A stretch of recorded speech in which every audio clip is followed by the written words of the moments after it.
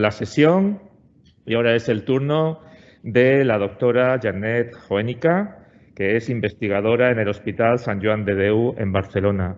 Janet es doctora en Ciencias Biológicas por la Universidad Autónoma de Madrid, investigadora adscrita al CIBER de Salud Mental e investigadora del Sistema Nacional de Salud. Se incorporó en el año 2016 al Instituto de Recerca Sant Joan de Déu y también participa en el Instituto Pediátrico de Enfermedades Raras como responsable de los estudios de genómica funcional en el programa de enfermedades no diagnosticadas. Su labor científica incluye la línea translacional orientada a la mejora del diagnóstico genético de parkinsonismos de presentación temprana y atípicos. En la actualidad colidera el grupo de investigación en neurogenética y medicina molecular, donde estudia cuáles son los mecanismos que intervienen en las axonopatías de enfermedades neurogenéticas, la genética y genómica de enfermedades neurológicas. Y hoy nos va a hablar de trastornos de control de impulsos en la enfermedad de Parkinson. Janet, gracias por aceptar la invitación y cuando quieras. Bueno, muchas gracias por esta presentación y bueno, en primer lugar quería agradecer a Lola porque de forma tan cariñosa me ha invitado para participar en estas jornadas, para hablaros a todos de unos, digamos, de los trastornos del control de impulso, que son realmente unos comportamientos poco adaptativos y que constituyen un problema clínico de primera magnitud en algunos pacientes con enfermedad de Parkinson. Acá en esta primera diapositiva os he puesto un dibujo hecho por uno de los pacientes y sobre este dibujo volveremos a comentar al final de la ponencia, ya que ocasionalmente algunos de estos pacientes que tienen o que presentan trastornos de control de impulsos desarrollan una creatividad que les permite, bueno, comenzar a hacer un tipo de actividades que previamente no habían hecho y que puede ser algo realmente bien conducido, muy positivo para los pacientes. El trastorno de control de impulsos, o TCI, constituye un grupo amplio de comportamientos desadaptativos caracterizados por la impulsividad o la incapacidad de resistirse a la realización de una actividad o comportamiento a pesar de las consecuencias negativas para la vida de la persona que las realiza y de su entorno. Se ha propuesto que la base cognitiva de este trastorno es, por un lado, la hipersensibilidad a la recompensa o bien la preferencia por la recompensa inmediata en favor de la recompensa a largo plazo. La prevalencia de TCI en la población general es de 0,3 a 1,3%, significativamente menor que en poblaciones de pacientes con enfermedad de Parkinson, donde se han descrito entre un 13 a un 25% de pacientes que cumplen criterios clínicos y que puede llegar hasta un 58% para comportamientos impulsivos sin llegar a cumplir dichos criterios clínicos neuropsiquiátricos.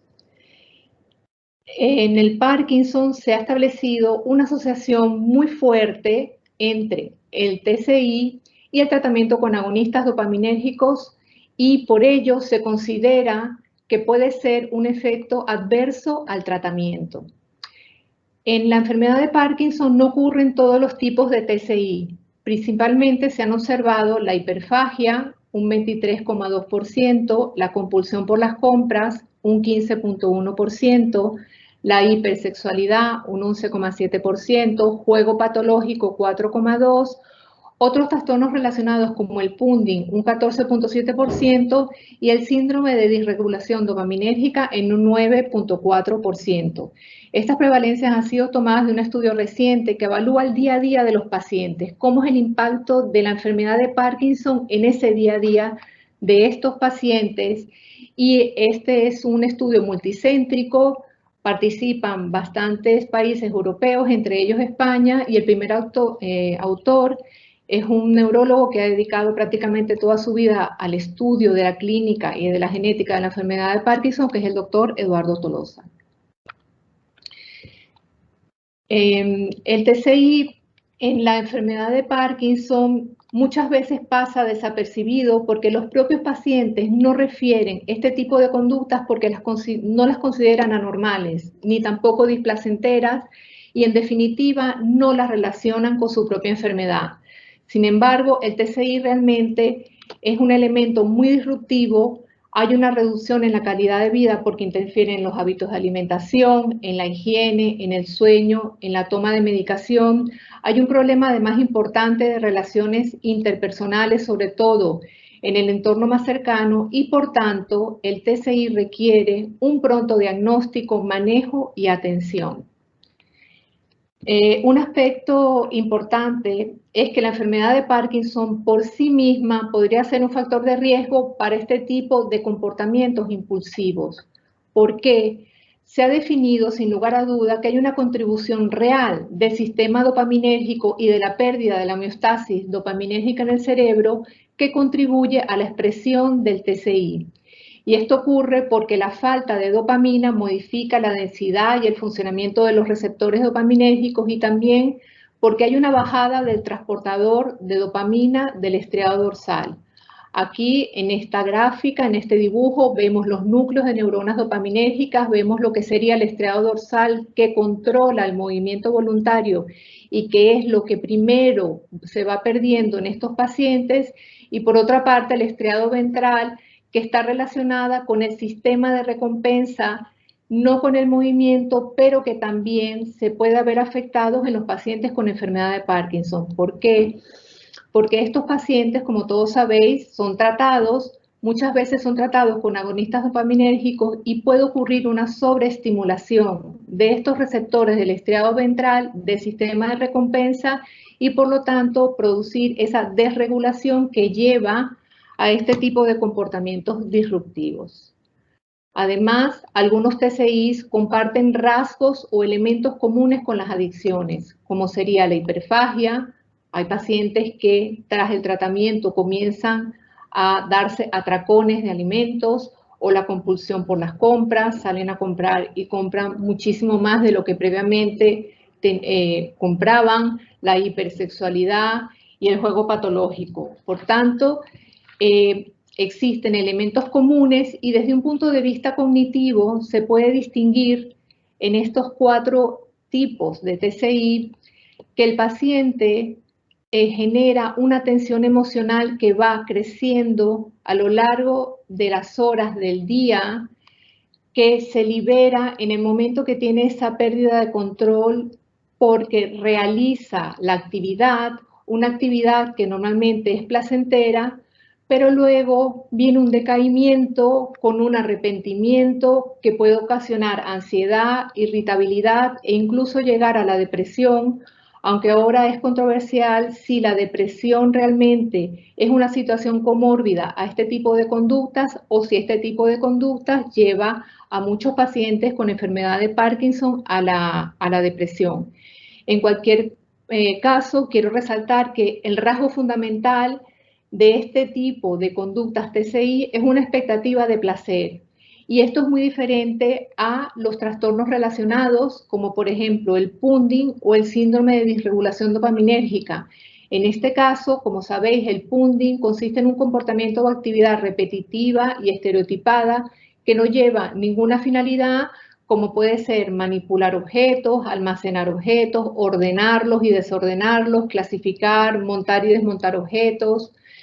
Y en este tipo de actividad el asunto es que el paciente pasa muchísimas horas del día y si se le trata de retirar de esta actividad, el paciente se irrita, se molesta, con lo cual también constituye pues un elemento muy disruptivo de su día a día y de sus hábitos del día.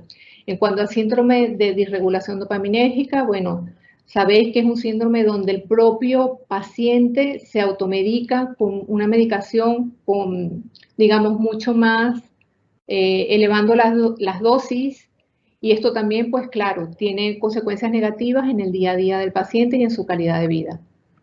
En un estudio reciente se ha demostrado que el TCI en la enfermedad de Parkinson no solo es más frecuente tras los tratamientos con agonistas dopaminérgicos, sino que también es más frecuente en pacientes con Parkinson que tienen de forma comórbida depresión o ansiedad.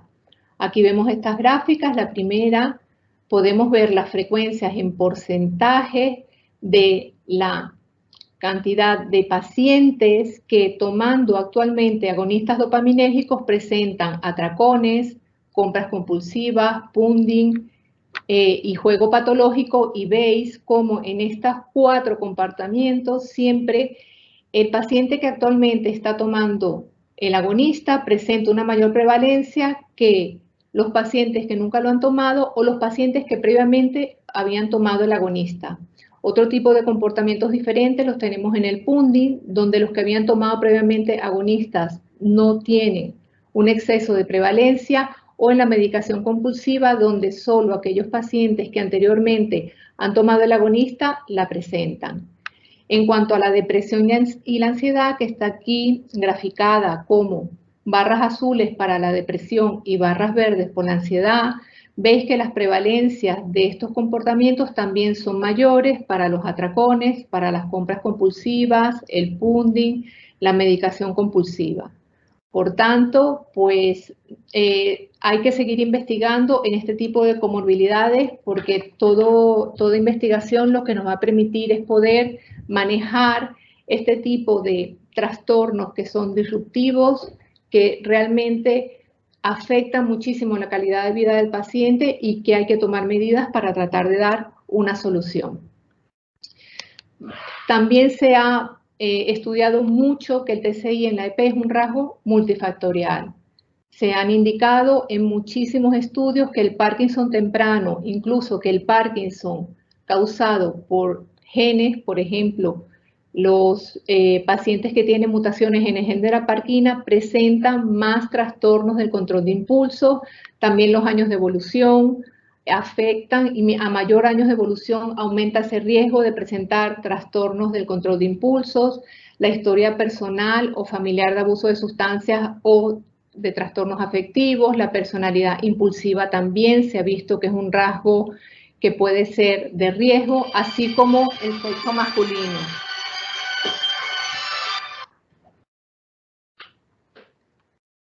Ahora bien, ¿por qué una proporción de pacientes desarrolla TCI y otros no? Si asumimos que el TCI es un rasgo farmacogenético, es decir, es un rasgo que asocia la genética del individuo con la respuesta a un fármaco dado, podemos establecer que existe una vulnerabilidad individual, no solo para la aparición del Parkinson, sino también para la aparición de este tipo de trastornos.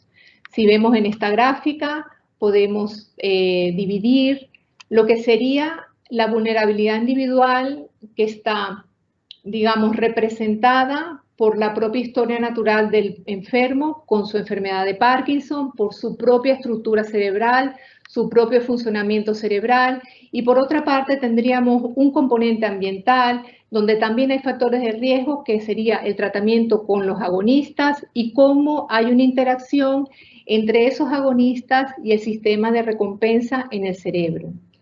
Aquí quiero indicar que el sistema de recompensa del cerebro es un sistema de condicionamiento que regula todos los actos placenteros que permiten además la supervivencia de la especie, como podría ser comer, beber, el sexo, etc. Y si hay una disregulación en este sentido, pues es uno de los mecanismos, digamos, o de las teorías más probables para la emergencia de este tipo de comportamientos disruptivos.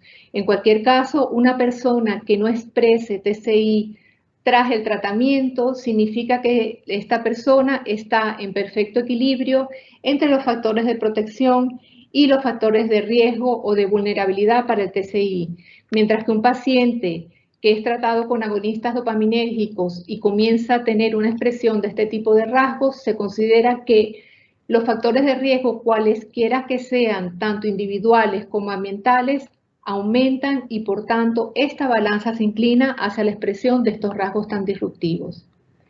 Desde un punto de vista genético, si nosotros estudiásemos una población de pacientes y estudiásemos sus genotipos una vez que hayan sido definidos, podríamos decir que un 25% de estos pacientes presentan el genotipo vulnerable para un TCI con todos los criterios neuropsiquiátricos típicos de presentación, mientras que hasta un 58% tenemos un grupo de pacientes que, bueno, pueden presentar tras el tratamiento conductas más impulsivas, pero sin llegar a tener estos diagnósticos clínicos, y que un 42% de los pacientes con genotipo protector aceptan bien estos tratamientos sin llegar a expresar estos trastornos de la conducta tan disruptivos.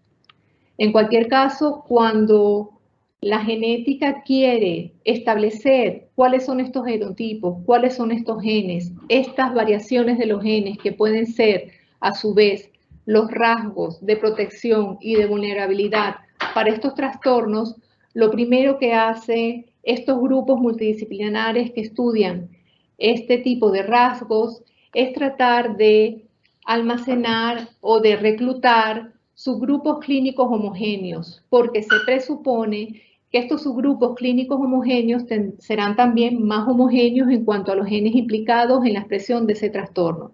Por ejemplo, en el caso de la enfermedad de Parkinson, podemos identificar subgrupos clínicos homogéneos para depresión, subgrupos clínicos homogéneos para la presentación de alucinaciones, para el trastorno de control de impulsos, deterioro cognitivo, demencia, etc. En cualquier caso, es esencial para poder estudiar este tipo de rasgos que pueden ocurrir en la historia natural de esta enfermedad, hacer estos estudios clínicos de primera mano con criterios estrictos de tal manera de poder facilitar, pillar estos genes que puedan ser los genes subyacentes para la vulnerabilidad, para la expresión de los rasgos. ¿Y cómo se suele hacer este tipo de estudios? Pues se hace normalmente con un estudio genético de asociación. ¿Qué significa esto? Todos los genes en nuestro genoma pueden tener variaciones y lo que hacemos es estudiar si los pacientes versus los controles tienen variaciones que tengan una frecuencia mayor y a las cuales se les pueda asociar ese fenotipo que estemos estudiando.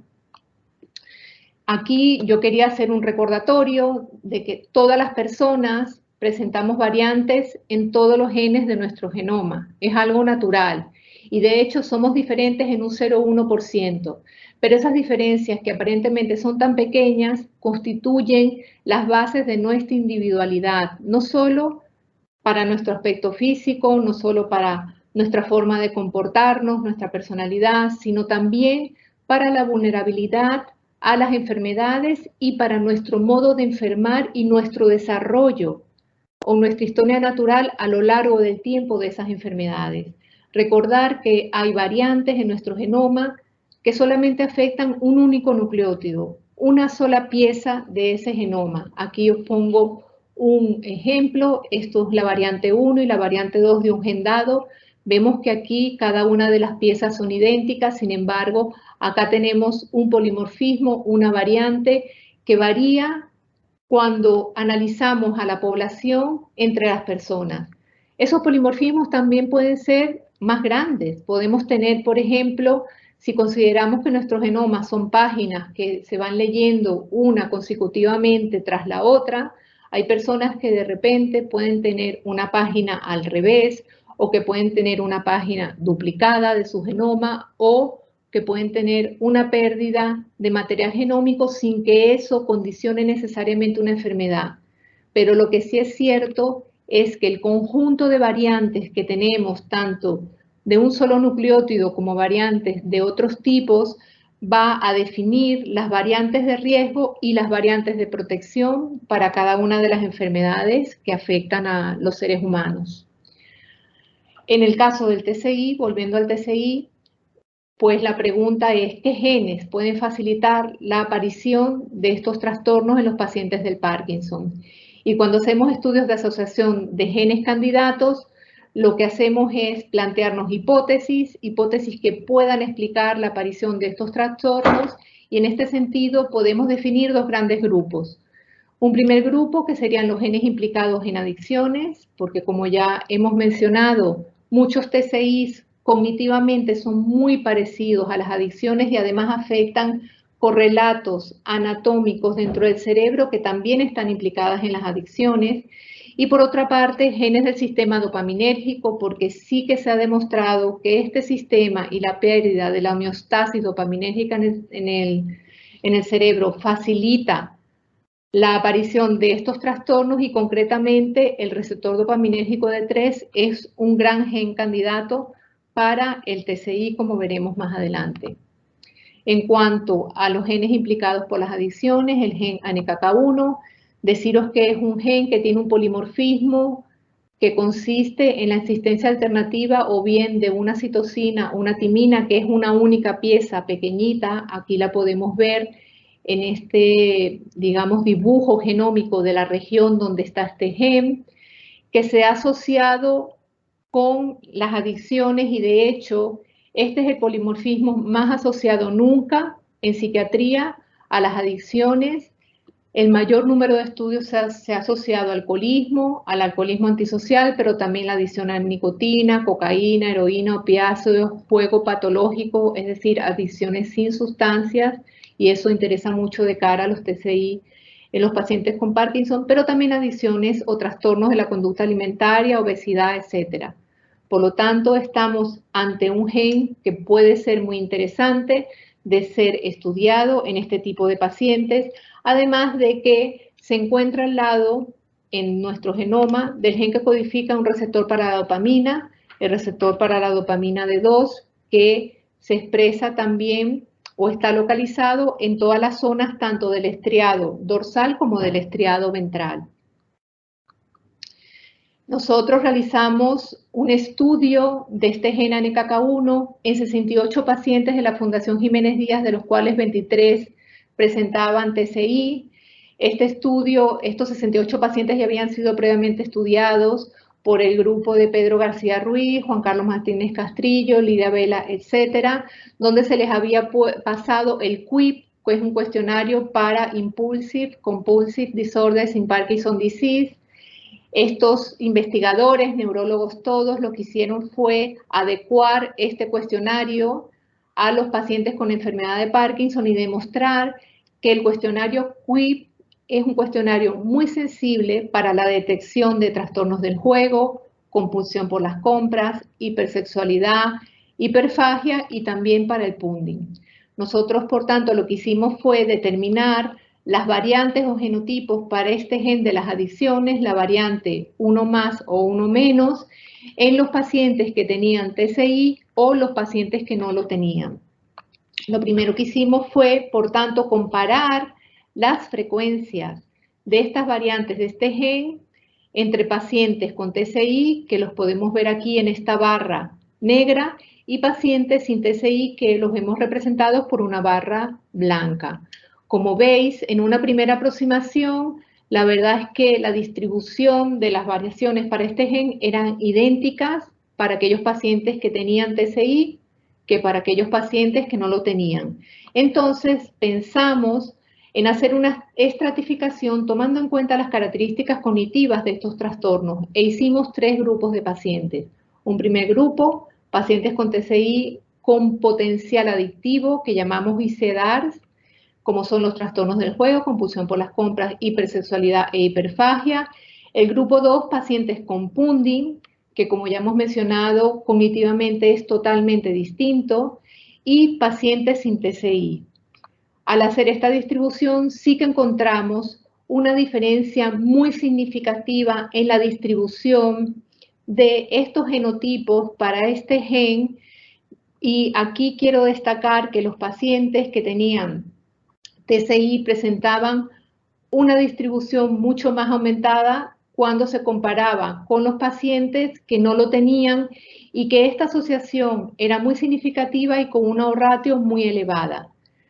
En los pacientes con punding, que ya hemos dicho que cognitivamente es distinto, no encontramos ninguna asociación. Realmente la relación para cada uno de los genotipos era distinta.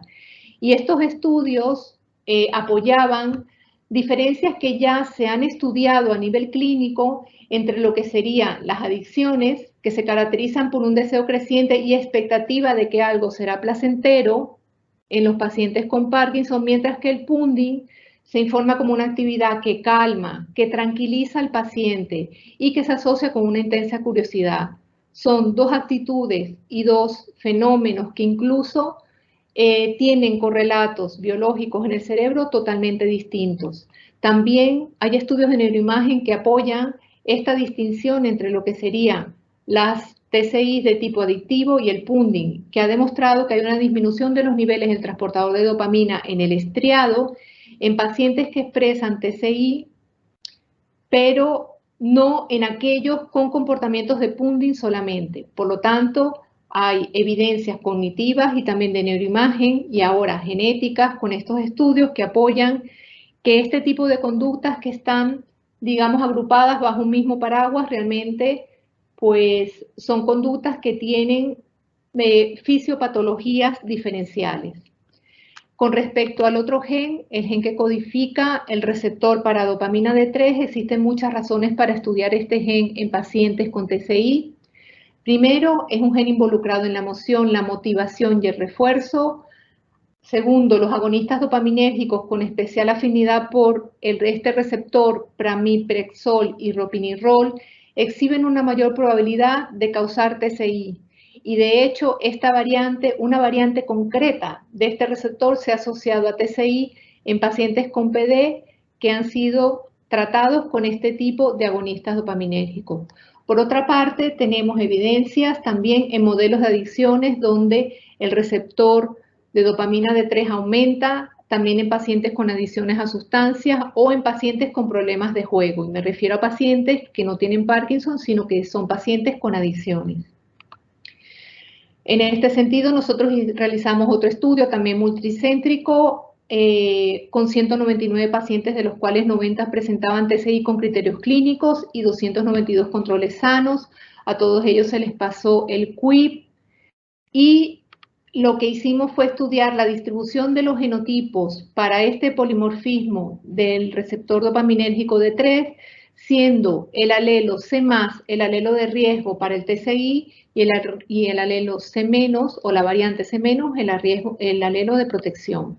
Dividimos nuestra muestra entre los pacientes que presentaban TCI y los que no lo presentaban y encontramos lo siguiente. En primer lugar, hicimos una regresión logística para intentar, como la muestra era más grande y era más heterogénea, ver si había diferencias respecto a la edad. Ya se había dicho previamente que los pacientes con Parkinson de presentación temprana estaban a mayor riesgo de presentar este tipo de trastornos del comportamiento. Y efectivamente encontramos que el TCI, sobre todo el tipo adictivo, es más frecuente en pacientes de inicio temprano. Con estas premisas, investigamos cómo era la distribución de los genotipos para el DRD3 en la muestra dividida por la edad de inicio, entre pacientes de inicio temprano, que fueron incluidos todos aquellos pacientes con una edad de inicio menor a 45 años, y los pacientes con un Parkinson clásico.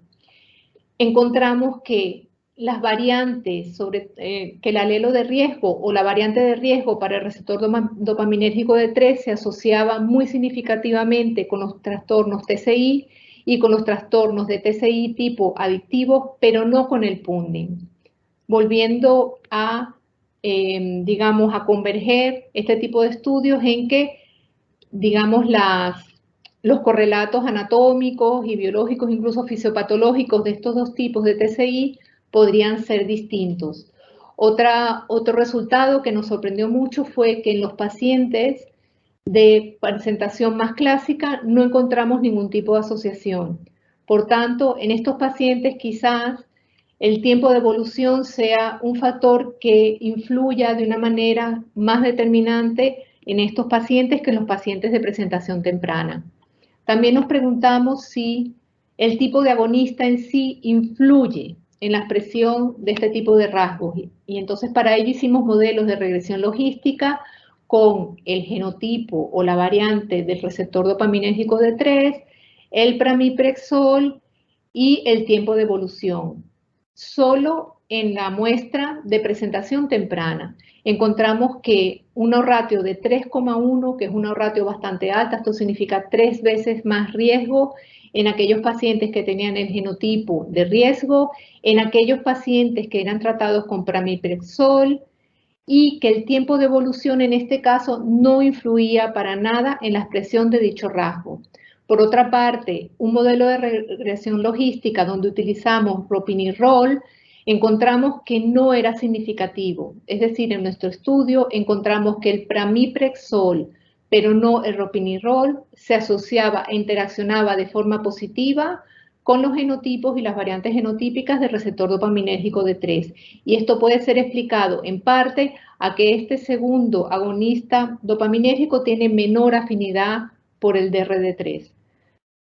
Por otra parte, no encontramos ningún efecto en el punding y tampoco ningún efecto para la enfermedad de Parkinson clásica.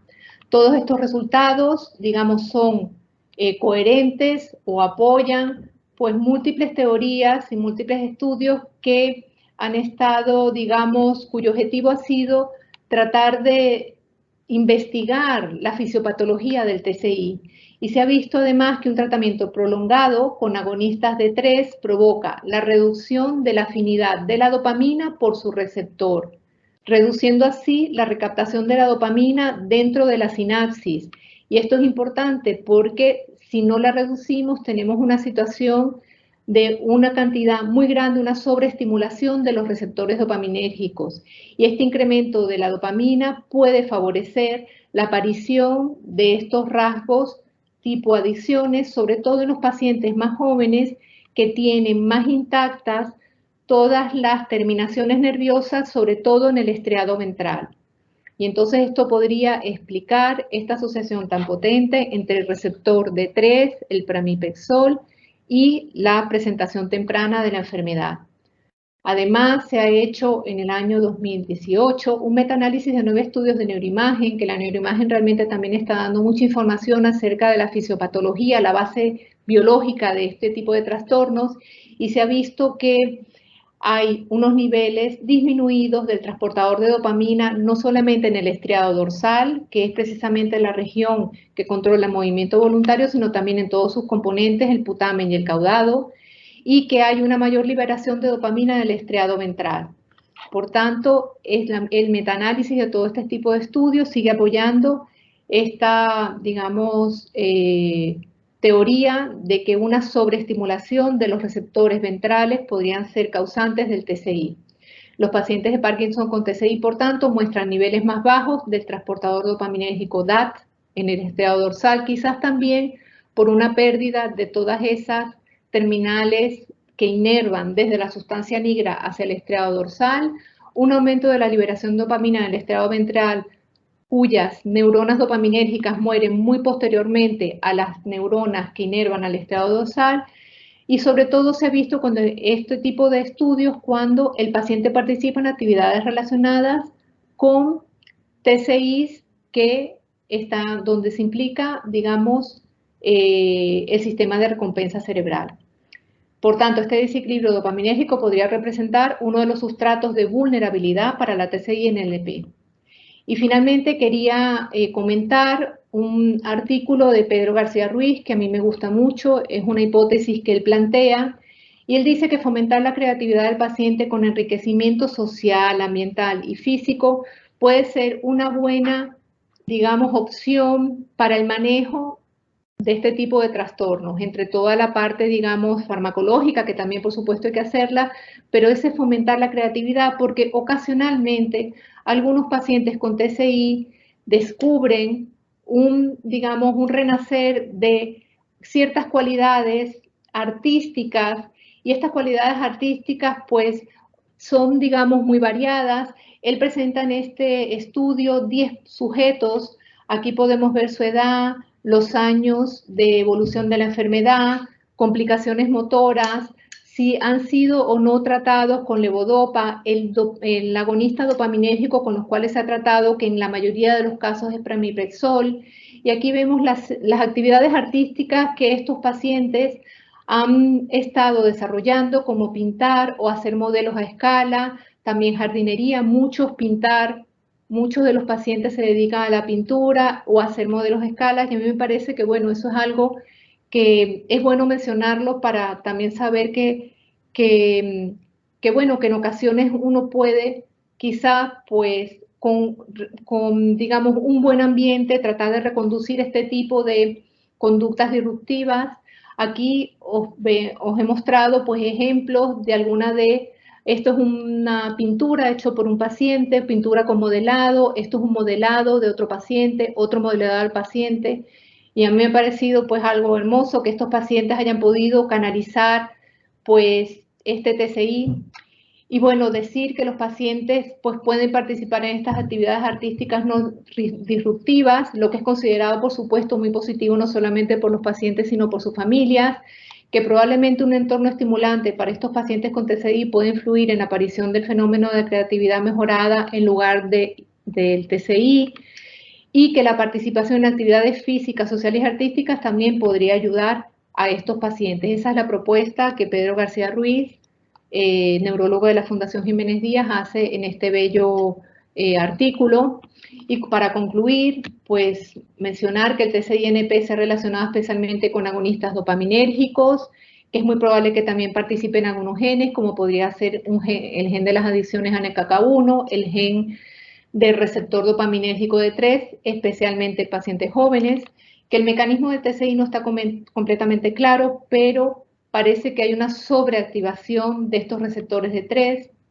Los pacientes tratados con agonistas con mayor afinidad por DR3, incluyendo pramipexol y ropinirol, son mucho más propensos al TCI, que hay una interacción entre pramipexol y los genotipos de DR3 que debería ser replicada en muestras independientes para ver si realmente podemos considerar un hallazgo farmacogenético de aplicación clínica, y que ocasionalmente los agonistas de la dopamina mejoran la creatividad y que esto podría abrir una ventana terapéutica.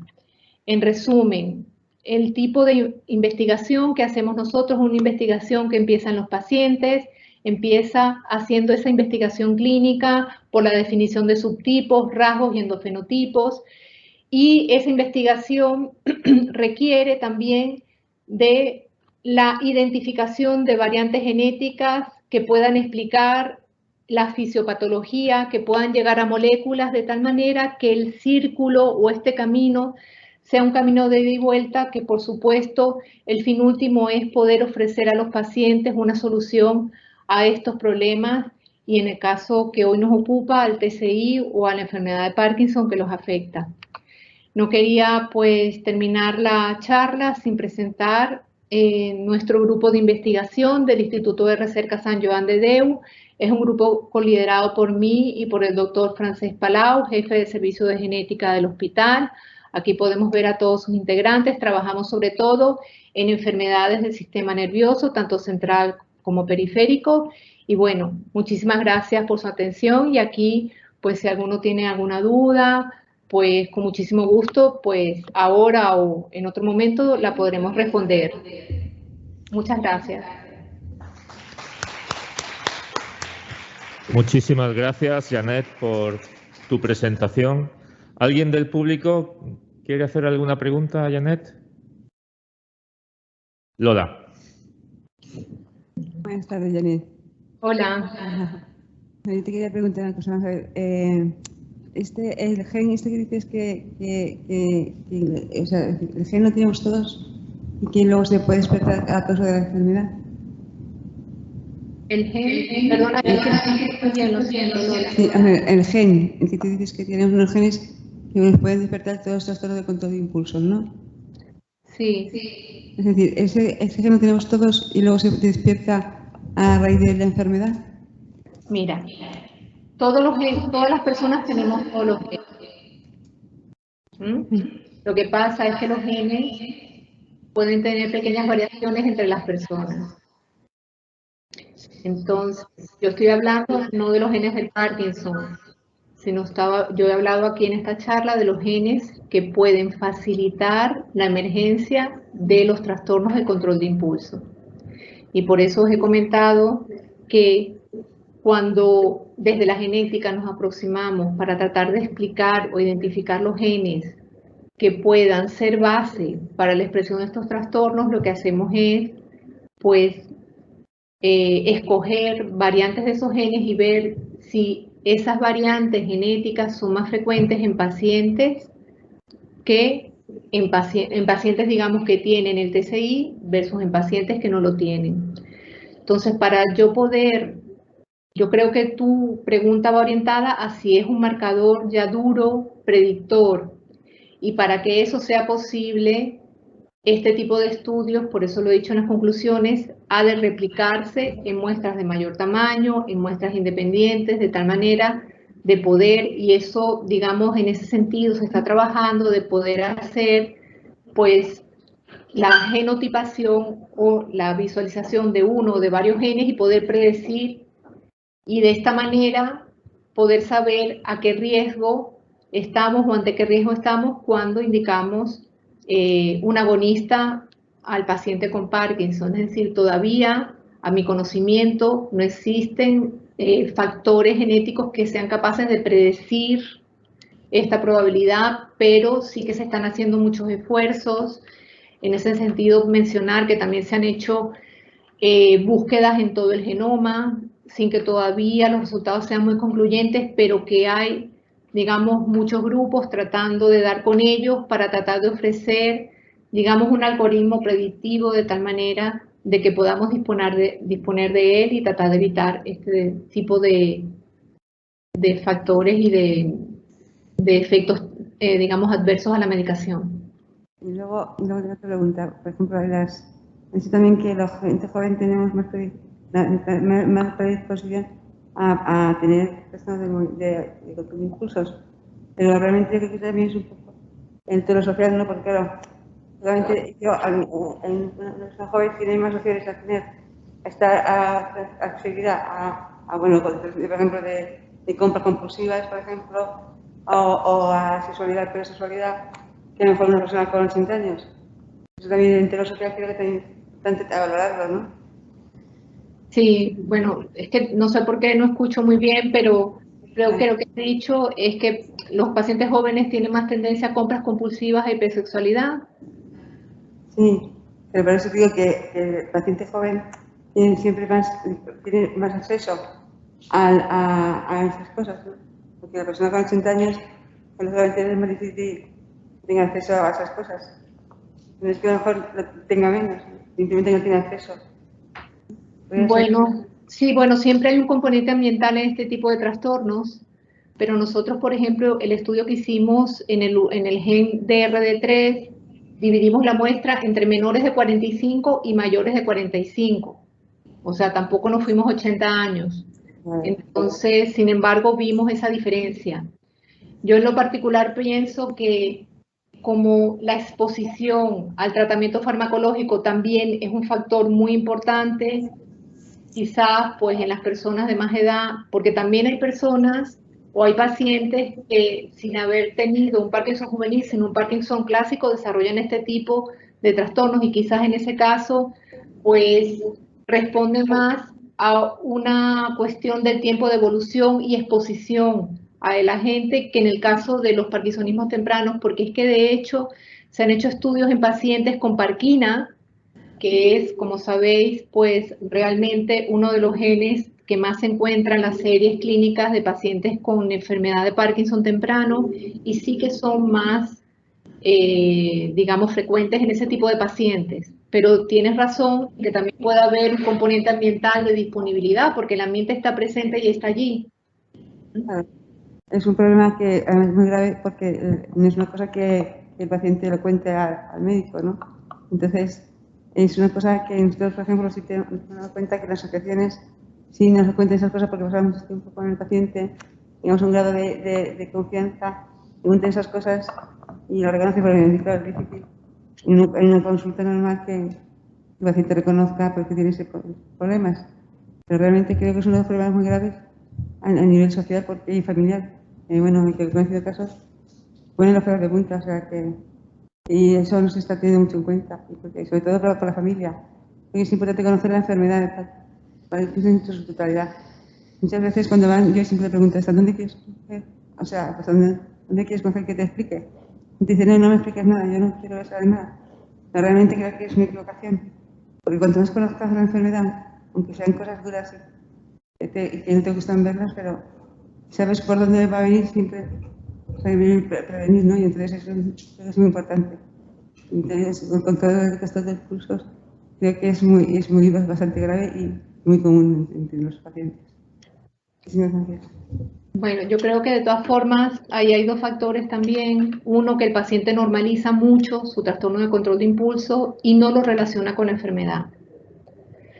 Entonces, claro, si no hay una exploración por parte del clínico en ese sentido, pues la cosa va cogiendo cuerpo, digamos, y es súper importante también. Y yo creo que cada vez hay más neurólogos que exploran también este tipo de conductas, porque claro, se pueden tomar medidas. Se pueden tomar medidas pues cambiando la medicación. Hay medidas que no son 100% efectivas a lo mejor, pero sí no dejar que coja mucho cuerpo el problema, y para ello pues tiene que haber, como tú dices, mucha información de los pacientes, también de los profesionales sanitarios que están ayudando a estos pacientes para que se esté atento, porque efectivamente son graves. Son graves. Es realmente, yo creo, una de las peores complicaciones del tratamiento farmacológico en la enfermedad de Parkinson. Sí. Ese problema que tiene el enfermo de Parkinson también es que el enfermo de Parkinson tenemos nuestra capacidad de pensar y de decidir las cosas hasta el último momento, ¿no? O sea, a no ser que tengamos un anterior cognitivo ya grave. Pero de momento el enfermo de Parkinson, hasta el último momento pues, decidimos un poco lo que queremos hacer o lo que no queremos hacer. Entonces la familia llega un momento en que, de hecho, la familia está un poco hinchada y está hasta algo de vivir con un enfermo de Parkinson porque no colaboramos, o sea, todas nuestras propias decisiones y eso es difícil a la hora de tratar la enfermedad. Claro, por eso la familia también ha de estar muy informada, porque no es lo mismo saber que eso forma parte de la historia natural del paciente, de ese familiar, a no saberlo, ¿no? Por supuesto. La familia también tiene que estar muy informada. Y de comprender que realmente es una situación. Entenderlo. Y que hay un ambiente familiar más o menos bien, bueno, pues te ayuda mucho. O sea, que yo siempre digo, reñir a los pacientes, pero reñirlos con cariño. Entonces, claro, es difícil mantener esa línea. Y claro, lógicamente los enfermos no vivimos ajenos a las pacientes diarias, ¿no? Tenemos que convivir, eso está claro, la vida son cosas que pasan, pero bueno, siempre hay que intentar la familia y el entorno, lógicamente hacer su esfuerzo, porque reconocer que la familia mucho esfuerzo también, o sea, nosotros vivimos en Parkinson, pero ellos también lo viven y lo viven. Nosotros no lo hemos deseado, pero ellos sí lo viven con la conciencia de que lo que tiene su valor, y entonces, bueno, pues creo que es difícil de compaginar información, creo que la información es muy importante. Bueno, muchas gracias, Yani. Muchas gracias. Muy bien. ¿Alguna pregunta más en la sala? Bien, muchísimas gracias, Janet.